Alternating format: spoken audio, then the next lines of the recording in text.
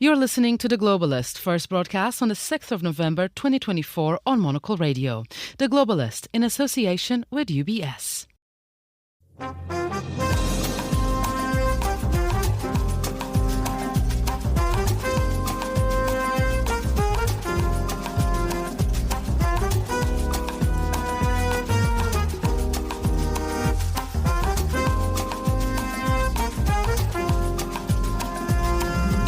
A very warm welcome to a special edition of The Globalist. Coming to you from Washington, D.C., I'm Monocle's US editor, Christopher Lord. And I'm senior foreign correspondent, Carlotta Rebello. The world is watching as the results of the US presidential election continue to trickle in. There are still many more votes to be counted, but a picture is rapidly emerging. It's all come down to the three so-called blue wall states of Pennsylvania, Michigan and Wisconsin, where Donald Trump has had the advantage throughout the night. He's already flipped Georgia and taken North Carolina, but the Harris campaign says there is still some way to go. We'll hear from our correspondents in these crucial states. I'm Thomas Lewis reporting from Philadelphia, here at the official election night watch party of the Pennsylvania Democratic Party. And while the mood has certainly become a little more somber here and the room has begun to empty, counting of votes is still underway right across this consequential swing state. We also bring you updates from the nation's capital as we hear from voters gathering on the streets and at watch parties, hoping to see their candidate become the next resident of the Oval Office. She did get my vote because, between, Robert Kennedy and Donald Trump and Kamala Harris, I'm going with Kamala Harris. Plus, we'll get international reaction from the team in London and keep you up to date over the next hour as results come in. That's all ahead on this special edition of The Globalist, live from Washington, D.C.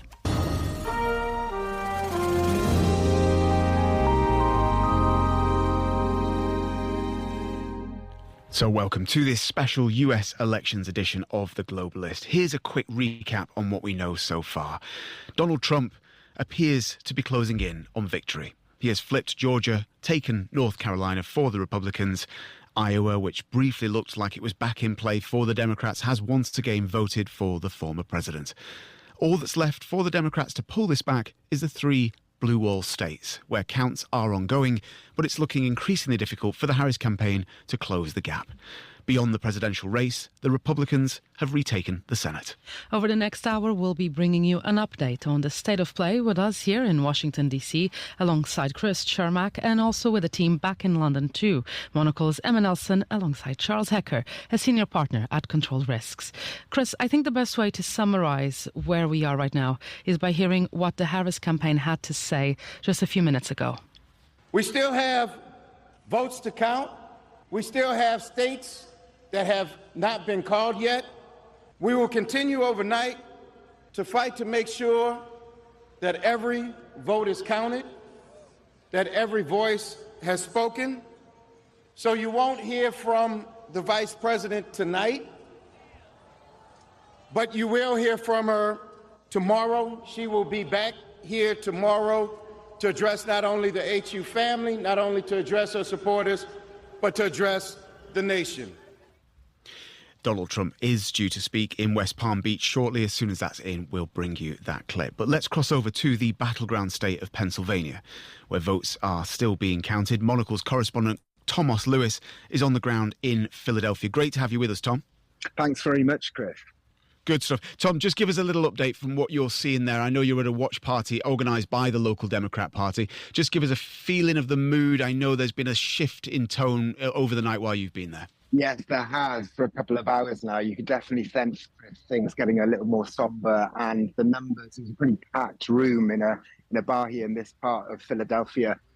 Started to thin out pretty quickly. Now, I think for me, it reminded me a little bit of 2016 when I was in a similar venue in New York for Hillary Clinton supporters when the mood started changing so quickly there. I suppose what feels different this time around is just the huge number of early voting, early ballots, mail-in ballots that are still being counted here in Pennsylvania that weren't really a part of the election back in 2016. Now, they are, as you say, still counting votes across Pennsylvania, but we are seeing a lot of US media now reporting that it's looking increasingly likely that this state is moving in the direction of the former President Donald Trump. And Tom, who have you been speaking to on the ground? Any idea of where their mind is at? There's definitely a sense of shock, I think, maybe a bit of deja vu. I'd say kind of more of a sort of somberness, as I said. You know, people were sort of trying to keep their spirits up, particularly given that since 2020, Carlotta, the way that votes are counted, you know, the difference between counting mail-in ballots or votes that were cast on the day and the different time frames that the various states allow. For example, here in Pennsylvania, early votes aren't allowed to be begun being counted until the start of election day. I was speaking a little earlier to a state senator here. I think we may have a little clip of him that we can hear, but he was trying to keep the spirits up and saying that it's not over until every single vote is counted. This town is a union town. People got to work. So if they left, they may have to go to work tomorrow. They get some sleep. But the excitement, the energy is here. You know what I mean? We still pulling. I think we're still in a margin of victory for this race. And so your message to people would be not to lose hope just yet, I guess. Stay optimistic till the last vote is counted. Doom and gloom, like, you know what I mean? Save that until all that is counted. We're not out till the fat lady sings. Tom, you know, it's interesting to hear in that there. He talks about it being a union town where he is. You know, when you've been out there in Pennsylvania reporting for us all the way up to this night, just give us a feeling from your take, what you think, if you like, if this looks to be going the direction of Donald Trump, what you think he has managed to cut through with voters there. Which bit on the doorstep do you think has managed to sell it for the Republicans if this really looks like the way the direction of travel seems to be? Well, I think in short, Chris, and this isn't scientific at all, but just from the voters I've spoken to both here and in Wisconsin, where I spent the sort of past week, which is also one of the swing states where votes are still being counted and which also looks like it's leaning in Donald Trump's direction. And for most people who said that they were undecided, it was the cost of living, the economy. They felt that their lives had become much more expensive over the past couple of years under the Biden administration, and that their quality of life there had just become a little bit, harder to achieve. And I think, when you speak to people who maybe don't really like Donald Trump's character, particularly these last 2 weeks where the campaign has lent so heavily into the negative and the more aggressive sort of rhetoric of the kind of politics that we knew during Donald Trump's presidency and his sort of political career, that they kind of were willing to put a little bit to one side, given that they felt that he was the one that still had the answers to improving the economy in the US. So we'll see, Chris, as you say, votes are still being counted, a sense of shock still sort of underway to some Democrats, lots of Democrats, at least at this stage of the night. But I think, when the dust maybe begins to settle, I think, at least from the conversations I've had, the economy, wanting to improve, put America back on the right track, to sort of paraphrase Donald Trump's own campaign slogans, will be a really big driving factor for them as they cast their ballots in this election. Well, that's Monocle's Thomas Lewis there in Pennsylvania for us. Thank you for joining us. We're off to Georgia next, which voted for Joe Biden in 2020, but Donald Trump has returned it to the Republicans this time around. We're joined from Atlanta, Georgia by Bruno Kaufmann. He's the global democracy correspondent for the Swiss Broadcasting Corporation. Bruno, great to be with you again. You last time we spoke to you in Nevada, now you're in Atlanta.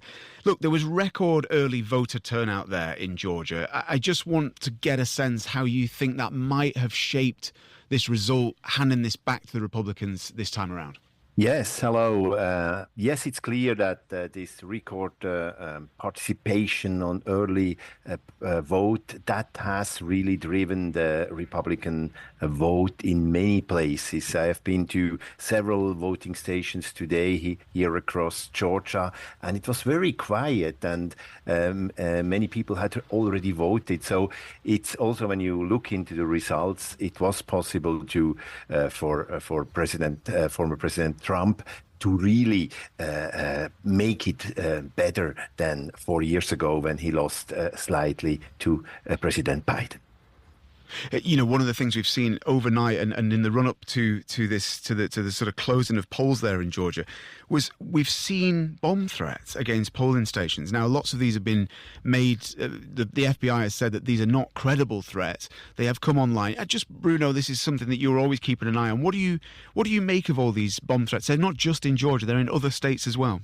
That's correct. I mean, the nervosity was very big in many places. And as we remember, Georgia was really a place where the vote 4 years ago and even 2 years ago created a lot of hesitation in all kind of directions. There was a lot of conflict between, for instance, former President Trump and the leadership here in Atlanta, which Republican governor and also Secretary of State. And this has created a lot of discussions about the integrity of the vote. And I think this kind of bomb threats we heard about, and mostly were just threats. I mean, I haven't seen really many places, many voting stations which had a problem with security. This has, of course, been part of this whole development. And now we will see how the results have been reported, and also the state have been called for Trump. So Mr. Raffensperger, which I followed, the Secretary of State this morning in a press conference, I mean, I think he will in a way be relieved that this has gone well and there hasn't been really violence around the vote here. This is, of course, a state where Donald Trump is facing criminal charges. Are we hoping to hear any response from the Trump campaign that connects the two, or is that to come at a later stage? I guess this will not be in the focus. I was, among other places, this evening also at the State Republican Party and asked several people around that. And my impression was, as from other states as well, that many Republicans in Georgia are really not big fans of the character of Mr. Trump, but that, of course, by winning now the state and also the presidency, presumably that makes, of course, everybody gathering behind the president. And also you can say that maybe this kind of criminal processes will now be put on the side until the next president will be over. So we will see how this will develop. But of course, it's a very, very unusual situation that you get a new president in a country which is under criminal procedures and which have been also indicted and also punished. Bruno, just finally and briefly, if you could, we spent a few days in the run-up to this election actually in Atlanta, Georgia, talking to voters, talking to people there who had, frankly been exhausted by the amount of messaging that they'd got there. This was the sort of swingiest of the swing states, really. It was so close previously in the 2020 race. So it knew this was going to go and be very, very contested. But, that over 40 times both candidates collectively visited that state. There was so much focus on it. I just wonder if you've got any insight into why these voters there decided to go back to the Republicans, essentially, why they, didn't quite feel that they'd got on board with the Harris message and vote again, despite the fact that she has been in office for 4 years and that her boss, Joe Biden, they put him into power last time. Just give me your feeling about what you think has motivated this flipping of this key state. Yeah, first it has to be said, I mean, that the margins are not very big. I mean, Mr. Trump made 50.9% of the vote and Kamala Harris 48.4%. So there are not this kind of big differences. But when you look on a map how the vote has changed, I mean, in many places, in most places, Trump did a little bit better than last time. And Harris did also overall less good than Mr. Biden. And what you can see, and what also my impression in discussions also and conversations I had also at the Democratic Party tonight, is that there is really a feeling of not knowing how to go forward, because the economy, of course, also in this state is not in the best shape. Many people have big problems, and it's clear that obviously this aspect fact, together also with, for instance, issues which are related to democracy from both sides, have been a driving force, and that many Latino voters here, about 10% of the population, as a trend as in other states, have been really moving from the Democrats to the Republicans. That's maybe making this difference, because in other constituency, especially among black voters, the changes has not been as big as in this Hispanic Latino community. Yeah, some great reporting there. Bruno Kaufmann from the Swiss Broadcasting Corporation. Thank you for joining us from Atlanta, Georgia. Now let's turn to one of the crucial blue wall states, which could turn how the evening is looking for the Democrats. We're talking about Wisconsin. Monocle's Vincent McAvinney joins us from there. Vinny, thanks for joining us. What's the latest where you are?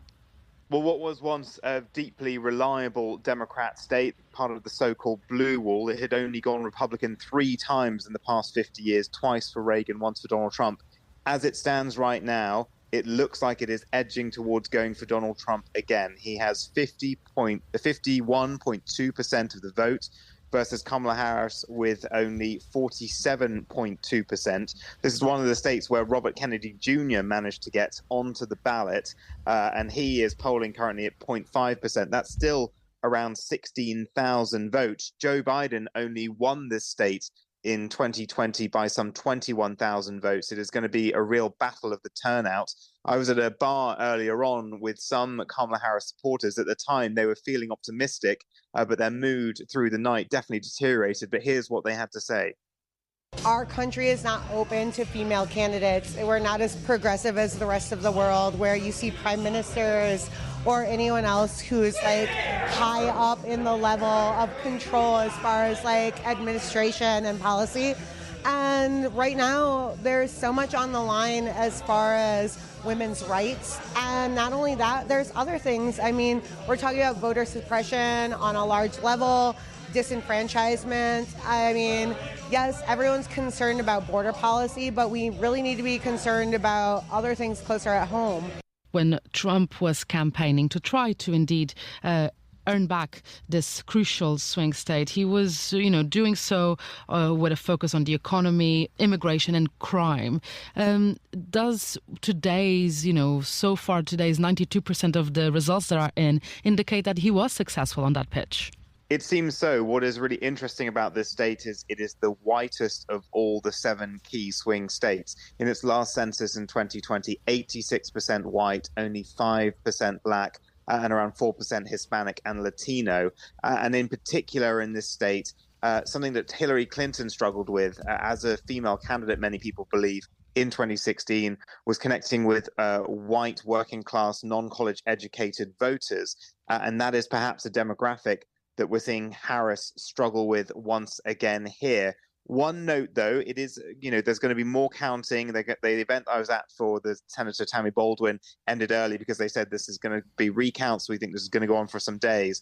Door County, which is this key county in the northeast of the state, of the 520 counties in the 7 swing states, it has gone the way of the presidency every election since the year 2000. So Bush twice, then Obama twice, then Trump, then Biden.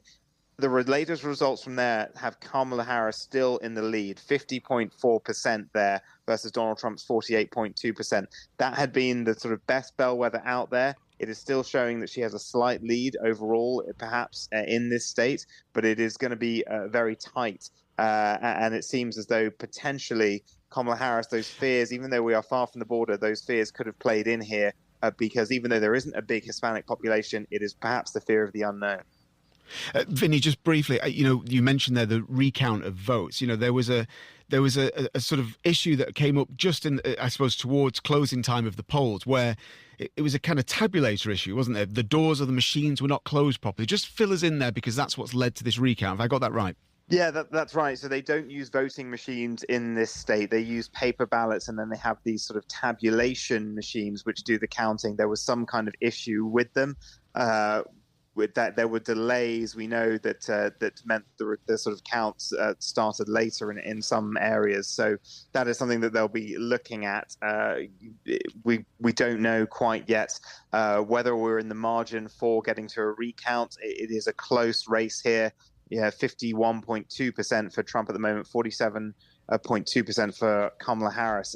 There's only about 115,000 votes in it. But I think they'll be counting here, an attempt to count every single vote. But, just noticing now, CNN is now projecting Pennsylvania, which was the ultimate key state for Harris, as having gone to Donald Trump. So potentially, even if she wins Wisconsin here and Michigan, it might not be enough. Vincent McAviney there for Monocle in Wisconsin. Thank you for joining us. You're listening to The Globalist live from Washington, D.C. We'll be right back. UBS has over 900 investment analysts from over 100 different countries. Over 900 of the sharpest minds and freshest thinkers in the world of finance today. To find out how we could help you, contact us at ubs.com.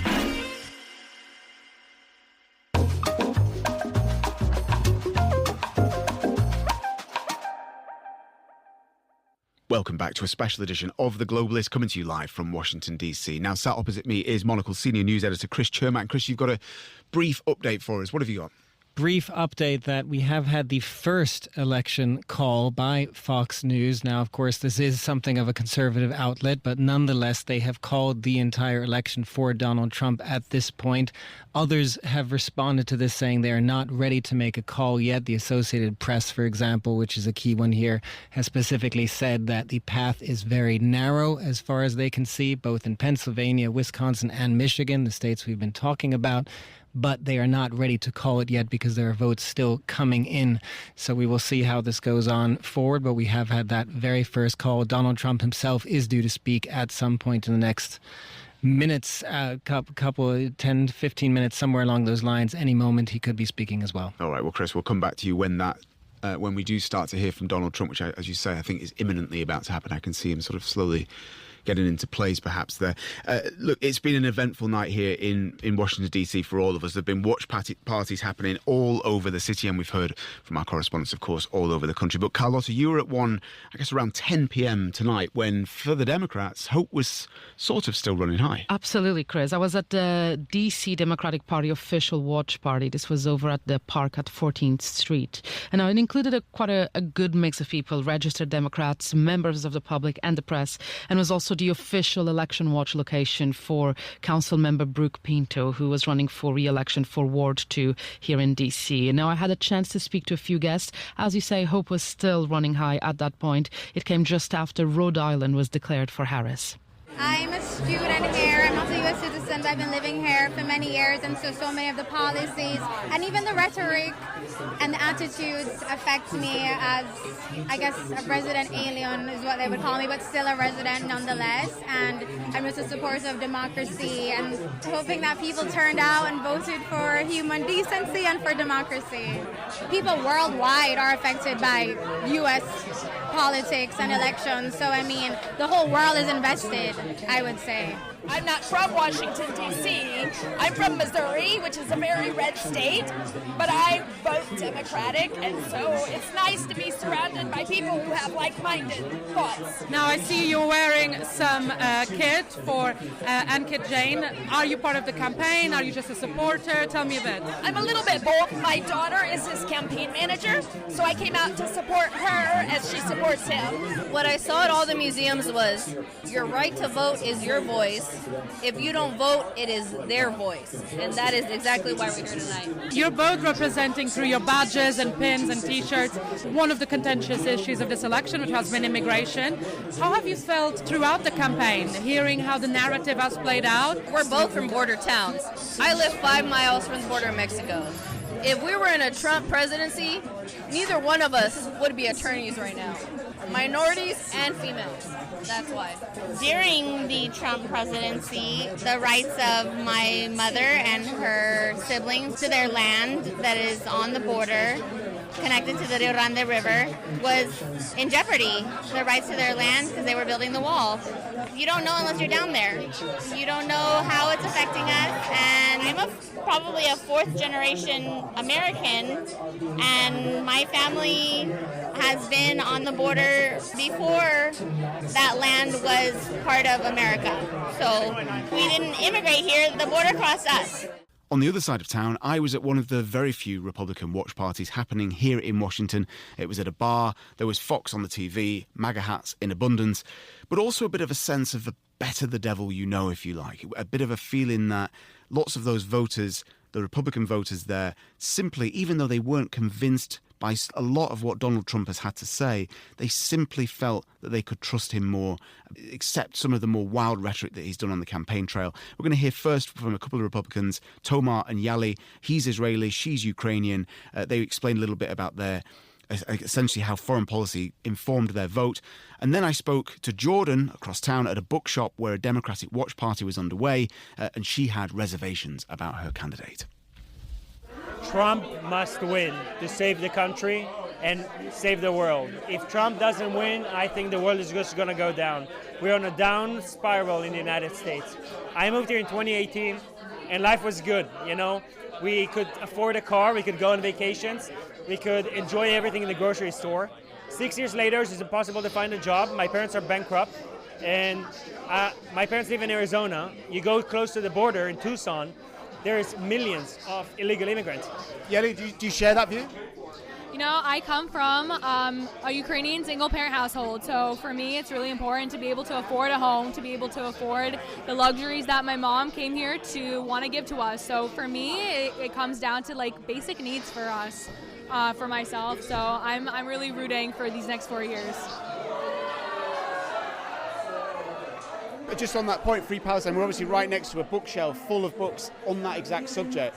Has she done enough, Kamala Harris, to convince you that she's going to take that situation the right way? No, not at all. I mean, even as an attorney general, I mean, she tends to kind of favor like a more like an approach that's definitely like based off of like upon like law and order. So like with her policies, that will definitely allow for like a ceasefire in Gaza, but that doesn't necessarily mean that there's going to actually, be like an attempt at like reconstructing Palestine, and that's like where the assistance is needed. Just finally and briefly, Jordan, did she get your vote? Yeah, she did get my vote, because like between, Robert Kennedy and Donald Trump and Kamala Harris, I'm going with Kamala Harris. A few voices there from a DC watch party. Chris Chermak is back with us here, our senior news editor. Chris, I can see Donald Trump is on his feet at the podium. What are you hearing? What's he saying? He is speaking live. I should say before that AP has called Pennsylvania for Donald Trump. So we are seeing that one go, which basically means it's the ball game, even if it's not entirely called by others. Donald Trump speaking now, saying this is the greatest movement he's ever seen. We're going to fix everything. He's obviously extremely happy. The crowd that is out there is cheering for him at this moment. I'll give you more updates as this goes, but you're seeing a very celebratory Trump at the moment. We are indeed. And Carlotta, just final thoughts from your time out there in DC, going between these various watch parties and now what we see on our screens. Well, of course, having been today at these watch parties that were for Kamala Harris and the Democratic Party, I'm sure the joyous mood from a couple of hours ago has dissipated by now. Also, it will be interesting to see how the city itself reacts over the next couple of hours as it starts to wake up and digest the results. But for now, let's cross over back to Midori House in London, where Monocle's Emma Nelson is standing by to have a bigger look at the impact on foreign policy and diplomacy in the years to come from these results. Emma, how is Europe reacting to the results? Very good morning to you from Studio 2 here in London, Carlotta and Chris. I'm joined in the studio by Chuck Hecker. Not Chris. Chuck Hecker, author and geopolitical risk expert. A very good morning to you, Chuck. Good morning, Emma. Before we start to put on your professional hat, just tell me, as an American, how do you feel? Look, on the one side, what we have ruled out is an election that was messy and defective and vulnerable to challenges. With a couple of very, very small exceptions, what we've seen is an election that from coast to coast was run smoothly, safely, and securely. Okay, there is one positive that we can glean from in India, that there is electoral certainty, and for tonight at least, democracy is safe. Looking at the way that the Europeans are regarding this, as a Russia expert, I think the majority of the European concern has been over what a White House president would do in terms of securing support or maintaining support for Ukraine, or indeed the relationship with Moscow. We have Trump on course to win the White House once again. He says he could solve the Ukraine war in 24 hours. If you were sitting in Kyiv this morning, if you're sitting in Moscow, how are you viewing this? Yeah, if you're sitting in Kyiv this morning, you're probably feeling quite unstable and wondering how this is all going to end, and probably thinking that it will end now sooner rather than later. If you're in Moscow, you're probably thinking that you've got a green light to go as hard and as fast as you can, and that there will be no brakes on Putin's aggression in Ukraine. You're right to say that President Trump has said that he could solve this conflict in one day. What we do know probably more specifically is that he will cut off all U.S. aid. It looks like the Republicans are on course to take the Senate, which has a fairly strong voice on matters of foreign affairs, and that U.S. sentiment in general is a little bit war-weary. So U.S. aid will drop. What happens next, though, is that the torch passes to Europe. And the European reaction right now is extremely nervous. And we've got some pieces here in Le Monde and some diplomatic analysis saying that Europe is in denial and that Europe is weakened and that Europe is not ready to accept the mantle of leadership in the military front against Russia in Ukraine. And that, in the headline here from France, it says, in denial, Europeans still want to rely on their American ally as if nothing has changed. But what we know going forward is that everything has changed. It's an interesting point that Le Monde makes, insofar as this is a line that's in response to a call from the Polish Prime Minister Donald Tusk, who's calling on the old continent with capital letters to pull itself together. It's time Europe finally grows up and believes in its own strength. He wrote this earlier on this week. Lessons were learned in the previous Trump administration that Europe did have to stand on its own 2 feet and it could not rely on America again. But the moods from all the commentators here in Europe this morning is that Europe is actually not ready. It cannot. It's sort of perhaps got a bit too comfortable with Biden. This in part has to do with the way decisions are made in Europe, and that is that it is slow, it is inefficient, it is prone to muddling. And I think that until the very last moment, Europe was holding out hope against hope that the election would go a different way. There have been noises about Europe trying to get its act together, but really that's only something that's reached a very small and low crescendo over the past 6 months or so, and that's not enough time to develop a strategy and a system of financial and military support for Ukraine in the absence of United States leadership. And we also have a Europe which is not arguably as united as it was 4 years ago. We have, in Germany, we have the coalition crumbling, Olaf Scholz with low popularity ranking. We have a wounded French president. Spain is preoccupied with its own domestic issues at the moment with the terrible floods from last week. Giorgia Meloni, on the other hand, in Italy, is going to find herself in an incredibly complicated position whereby she sort of on the surface allies herself with Trump and domestically is very, is populist, but she's also behaving as a complete European. That's absolutely right. It really is quite a bit of a mess. And it's interesting to hear Poland taking the lead on this because, of course, under a previous administration, Poland would have been saying something completely different. And so who do we have left? We've got Poland as strong supporters. We have the Baltic nations as strong supporters. We have the UK as a strong supporter. And technically speaking, we have NATO. It remains to be seen what happens to NATO over the course of an American administration, over Trump administration, that has spoken out in quite a hostile fashion towards NATO and towards NATO unity. And so, with the UK and Poland on opposite ends of the continent pulling against a middle that, don't forget, also has sort of outliers like Hungary and Slovakia, it's going to be a very, very difficult moment for Europe, for security policy and for foreign policy. Let's have a look at how the markets are reacting to what's going on here. We have oil prices falling, the dollar surging, and Bitcoin jumping the highest it ever has done. What is going on, Chuck? That's right. Economic signals are incredibly mixed. We're also told that Asian stocks are surging. But if we look at the South China Morning Post, they tell us that American companies with business in China are extremely nervous, and they're looking to reactivate their sort of China plus one policy, which means doing business in China but also having another country nearby as a base in the event things go wrong in China. And the SCMP, the South China Morning Post, reminds us that Trump referred to tariff as the most beautiful word in the dictionary. And so Asian stocks are rising, but under that subset, if you're in China, you are very much concerned about a looming trade war. This is really one of the only areas where there might not have been that much space between the Democrats and the Republicans.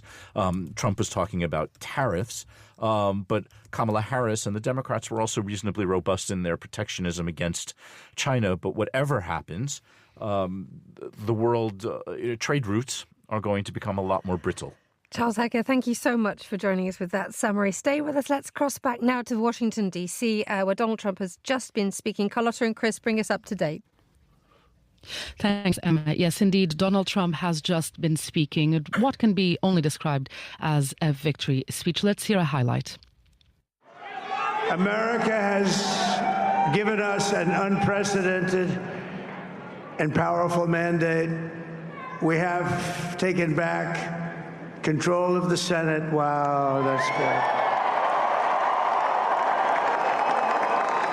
And the Senate races in Montana, Nevada, Texas, Ohio, Michigan, Wisconsin, the great Commonwealth of Pennsylvania, were all won by the MAGA movement. They helped so much. As we heard there, Trump listing some of these blue wall states, we should say that Michigan hasn't yet called for this vote, and we're going to cross over there now.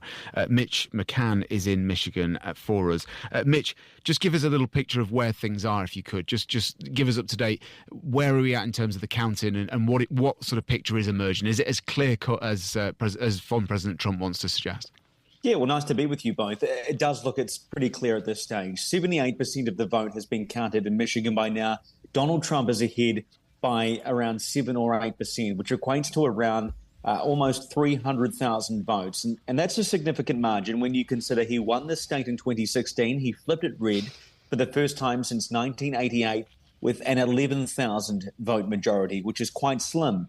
Joe Biden won the state back in 2020 with 154,000 votes. That was only 3 or 4%, so it was a lot more than 2016, but it wasn't much in the grand scheme of things. Donald Trump is ahead here by almost 300,000 votes, so it looks as if it's going to be a win for him, but it's too early to call at this stage. And this is a state that for a long time now has been on a knife edge. Kamala Harris, as of this morning when the New York Times had their latest poll, she was ahead by less than 1%. Now Donald Trump's ahead by 7%. That's an extraordinary turnaround. Look, Mitch, in the run-up to this election, there was so much discourse about Michigan because, like many Midwestern states, it's got a very big Arab American population. A lot of stuff about Dearborn, Michigan, and the concerns of voters there who simply, when we think back to the primaries even, couldn't bring themselves to vote for Joe Biden to be the nomination because of the administration's attitudes towards Gaza and towards Israel. Just give me your thoughts here. I mean, I know it's still early. We haven't had all that counting in yet. But have you seen any sort of gaps in where there should be safe Democrat votes coming in that, people who've maybe decided not to vote for the opposition necessarily to vote for Donald Trump, but maybe just to not show up at the polls this overnight? Yeah, well, there are some concerns that the Detroit area is not as blue as the Democrats would have hoped. And the Arab American issue one is really critical here, and I don't think it can be overstated. And that is because in the state of Michigan, there are 200,000 registered voters who identify as Arab Americans. So they are from the Middle East or they have North African roots. That's a large number. And you mentioned the primaries. So in February or January this year, whenever it was, the Democratic primary, 100,000 people wrote in uncommitted instead of voting for Joe Biden in a protest vote from the Arab American community. So that's a significant number. And many people that we've been speaking to while we've been in this area say that Kamala Harris really hasn't offered a different vision than Joe Biden. She still supports Israel's right to defend itself and still says that too many innocent civilians are dying in Gaza. That's not much of a change from the Biden administration, whereas Donald Trump has been here a lot. Even in recent days, he was here trying to win endorsements from local Arab American leaders. So he's exploited that political weakness, I think, from the Democrats, and it seems as if it may have paid off. So when the Democrats do a post-mortem of Michigan and they look around if they do lose the state, which seems likely, I think that's one of the areas where they're really going to have to zero in on. Mitch, that's a great summary for us there. Mitch McCann is a journalist for Feature Story News and reports for Monocle from Detroit. Thank you. And we continue to go around some of the states and off to Alabama next, where Monocle's Georgina Godwin is joining us from Tuscaloosa.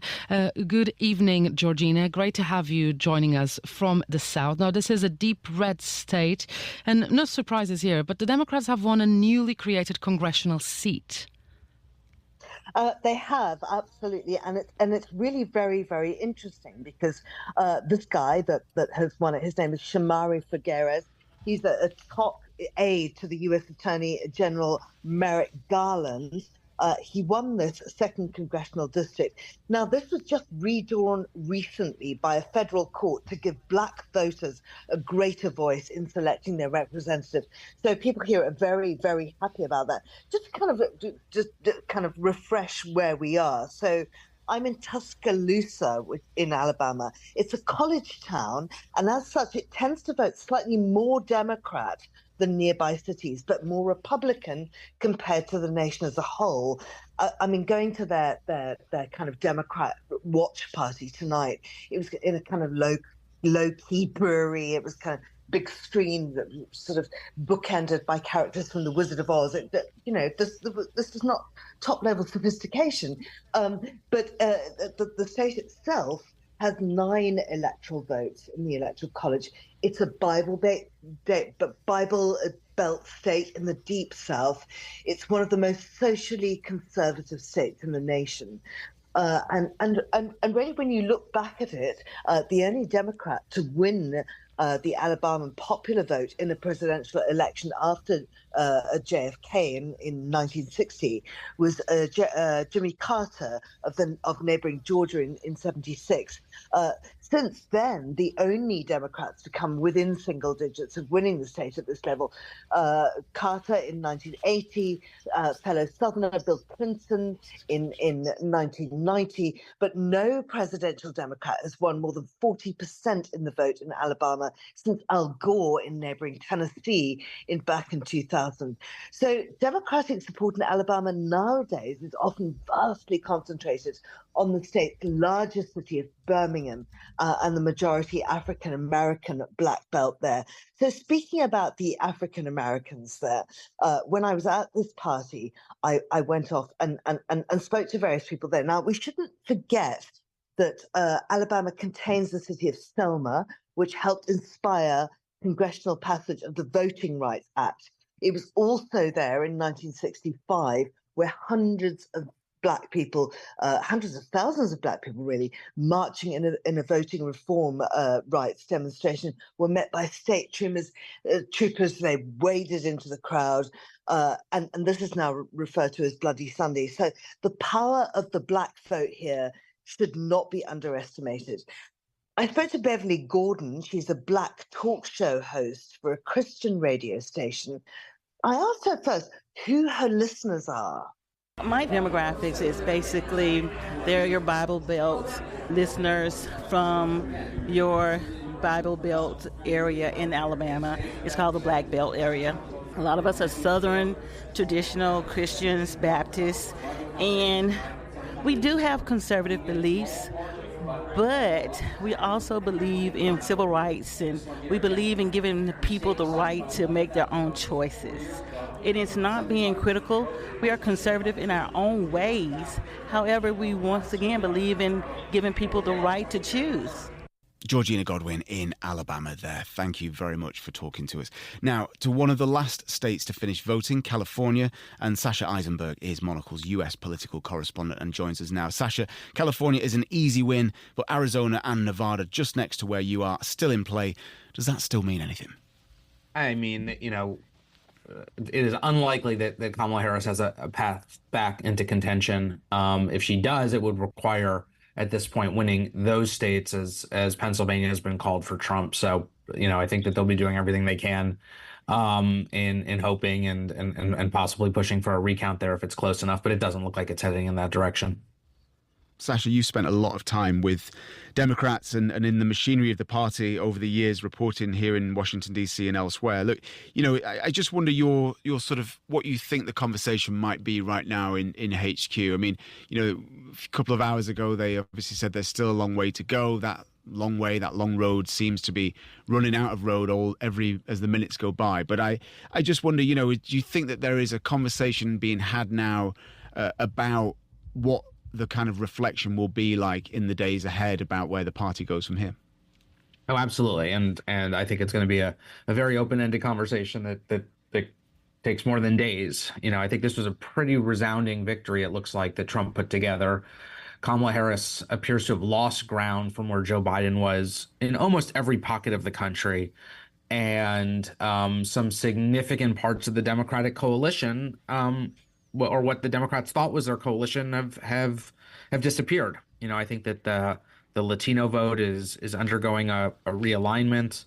That's pretty clear. I think the Democrats are shown that they have, problems with significant portions of the working class electorate and male voters. And so there's going to be a real reckoning about what the party's coalition can look like going forward. I think that if Democrats want to put a good face on this in terms of the long-term health of the party, it might be, the hope that this is a sort of a uniquely Trump appeal and that other Republicans will have trouble replicating that. Although Republicans are winning Senate races tonight in a variety of states too. And so I think there's going to be a question, did Kamala Harris go too far to the left? Did she, does this all sort of hang on Joe Biden's shoulders for sticking around so long and so poisoning the sort of ability for the party to mount a good campaign this year? Or are there going to be people who say that the party was dealt a bad hand being in office when inflation was rising around the world, and we see what almost every other incumbent party that's been on the ballot this year has had to suffer with across the globe, and that Democrats probably actually shouldn't have been optimistic that they were going to break that trend?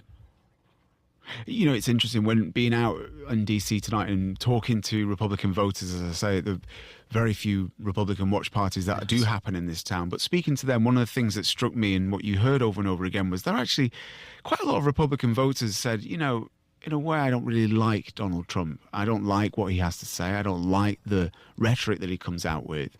But frankly, it is better the devil you know. It's safer to go with him than somebody who we just don't feel we know anything about. Now, some of these voters, I suspect, were dyed-in-the-wool Republicans, and some of this may have been for our benefit. But I do believe that there are some of those people who, simply because he's been in power before, felt that this was a safer option to go with. I mean, you mentioned then about the way that she got to the top of the ticket.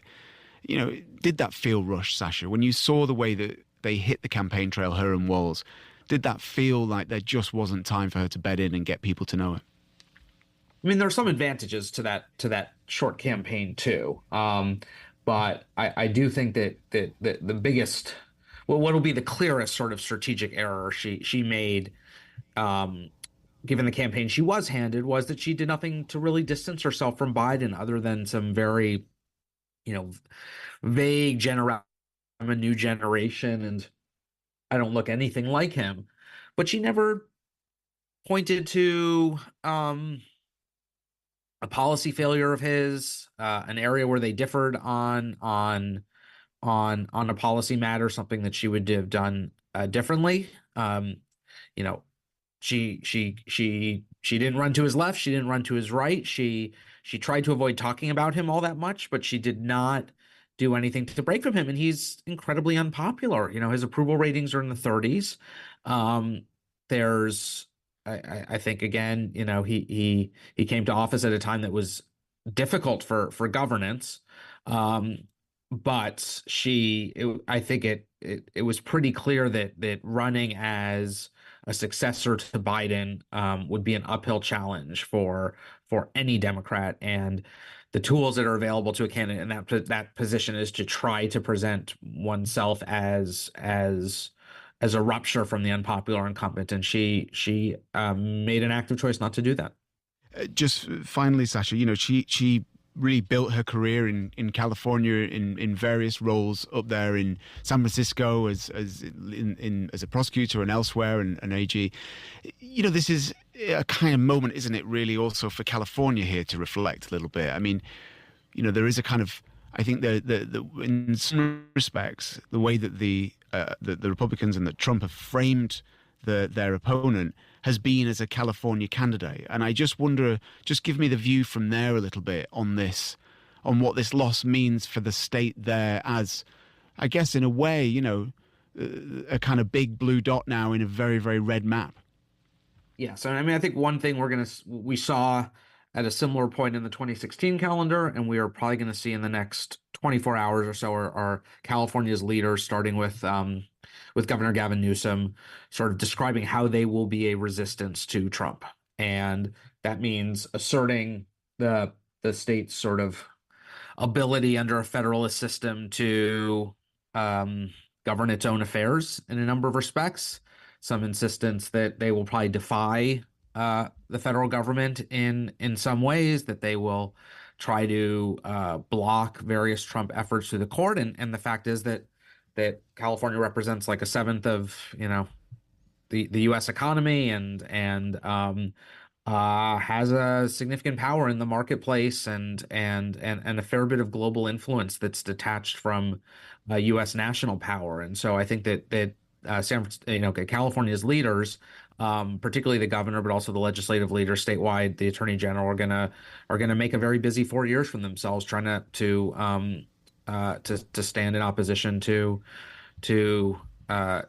Trump. And one thing I think worth looking at is, as you raise Kamala Harris's place in all this, is the governorship of California will be open in 2 years as Gavin Newsom's second term comes to an end. And there's a big open primary at the moment, but nobody who is dominating that field. And I do wonder if Kamala Harris might take a look at jumping in that race herself. She'll be looking for a next move, certainly. Yeah, okay. Sasha Eisenberg, Monocle's US political correspondent, joining us from California. Thank you so much indeed.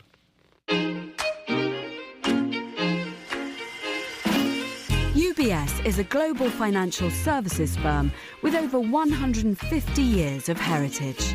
Built on the unique dedication of our people, we bring fresh thinking and perspective to our work.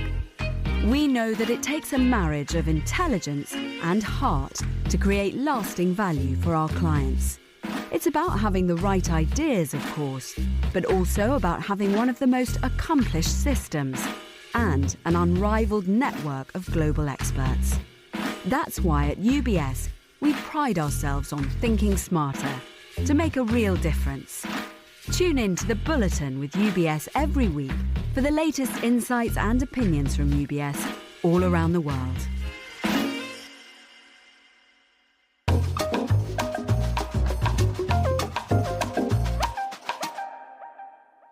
And you're back with a special edition of The Globalists live from Washington, D.C., looking at the U.S. presidential election. We are approaching the end of the program. Time now for some quick reflections. I want to head back to London, where Emma Nelson and Charles Hecker have been standing by. Emma, Charles, we knew from the very beginning, from all the polls and all the numbers, that this was going to be a dead heat up to the very last minute to find out who would win the election. Now everything appears to point towards Donald Trump and the Republicans. Charles, are you surprised, despite knowing how close the results might have been? I think this result is a little bit surprising, especially all of the talk about the momentum that the vice president had in the run-up to the days before the election. And because it was so close, we were looking for indications at the very, very last moment about undecided voters. And the mood and the vibe and also the vote count before it started seemed to be going towards the vice president. And what we have now is the exact opposite result, and we have a fairly thumping victory both in the Electoral College and in the popular vote. Indeed. I mean, what we're seeing now, at least as we said a little bit earlier, is that there is clarity now, which does actually mean that people can react and take stock and start to see what they're going to do next. Charles, as we've been watching this happen in the last few hours, the one thing that we have noticed is an absence of Kamala Harris. The fact that she's not going to be speaking tonight suggests absolutely everything. And before we went on air, I said, what's going to happen to Kamala Harris? And you just went, she's toast. That's it. There is no way back for the vice president in American politics. The recriminations have begun. The analysis, the coulda, woulda, shoulda, and the what did we do wrong. And you're right, all of this is happening before the vice president has issued a concession speech. That is a tradition on election night, particularly an election night where the result seems to be fairly clear cut. Miss Harris canceled her party in the center of Washington and will probably take some time to reflect and will issue comments tomorrow. What we do know now is there is probably very little grounds for her to issue a challenge against the results of the election. Thank you very much indeed for that, Chuck. Back to you in the States, Carlotta. Thanks, Emma and Charles. We are approaching the end of the program, and we know that the country is still only going 3 a.m. here in Washington, D.C. It's the middle of the night. I want to throw to Chris Chermak, who's still here with us, some quick thoughts as, the night comes to an end here. Quick thoughts. One, to say perhaps this race has still not officially been called. It is important to say that at least at this moment, aside from Fox News, but it is extremely close. Essentially, Donald Trump is 3 electoral college votes away from this being called. He has just wrapped up speaking, and even he, I think, was surprised by the margin of victory. That's something that he said in his speech as well. It was something of a meandering speech. Otherwise, that's something we're going to have to get used to in the United States. But yes, he is very much celebrating, and the fact that Kamala Harris has not come out yet, we'll have to see what she says tomorrow. Chris Chermak, our senior news editor, great for that quick wrap-up at the end. And that is all for this special edition of the programme coming to you from Washington, D.C. A big thanks to all our guests. Today's show was produced by Carlotta Ribello. Our sound engineers were Sam Impey here in Washington, D.C. and Flynn Simmons back in London. Do stay with us as we continue to broadcast from the US on the results. We'll be back later at 12 noon UK time. That's 7 a.m. here in Washington, D.C. with The Briefing. You can follow all of our coverage by subscribing to the podcast or to the Monocle Minute. I'm Carlotta Ribello. And I'm Christopher Lord. Goodbye and thanks for listening.